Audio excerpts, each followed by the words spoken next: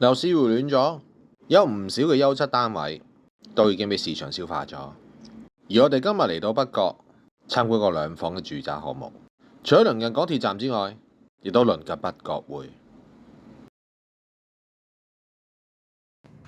又嚟到睇上車盤嘅時間啦！今日我哋嚟到北角參觀君悅坊呢個兩房嘅單位。如果你想住嘅地方可以有翻完善嘅生活配套，再加上鄰港鐵站嘅話，不妨俾幾分鐘睇下影片。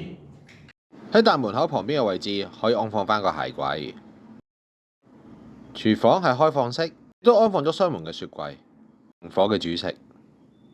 而客飯廳係相對方正，亦都方便翻家私擺位。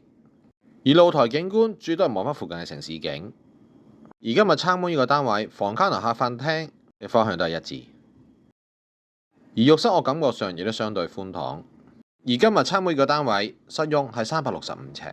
如果以鄰近港鐵站，再加埋成熟嘅社區配套，樓價係890萬嘅話，你又會唔會嚟考慮睇下呢？